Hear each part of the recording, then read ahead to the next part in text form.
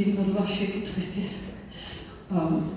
Იცით, მზიურმა ძალიან დიდი, ასე ვთქვათ, მიმართულება მისცა ყველა ჩვენთანაც და დაესახა ის გზა, რომელსაც ქვია სცენური ცხოვრება სცენაზე.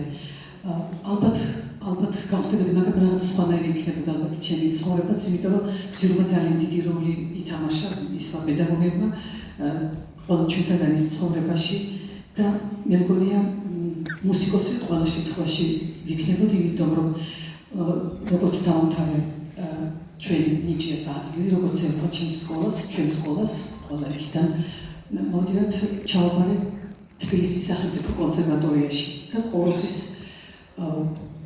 ვიცოდი, რომ მუსიკაა ჩემი გზა და მუსიკაა ჩემთვის ყველაფერი და რადგან შეძლებო ხმით გამომეხადა ჩემი გრძნობები და ჩემი მსოფლმხედველობა და ის რაც მე მაწუხებს, ის რაც მე მიხარია, ყველაფერი შემიძლია ხმით გამოვხატო, ალბათ გავხდებოდი მომღერალი.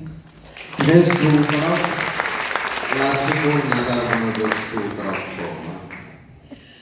თქვენთან თანდასწრებით როგორ შეიძლება საერთოდ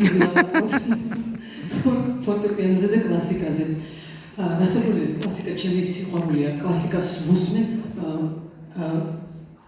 robots viețe teritorios gamabashi, tu cele sakutari muzika arștes, mașini jgărs clasica da, clasica cele țhorebis, ce țhoreba, მაგრამ ეხლა rasăpune ცოტა ნაკლებად უკრავდა თვითონ, იმიტომ რომ აი გადატვირთული საგასტროლოგრაფიის გამო ეს ხდება.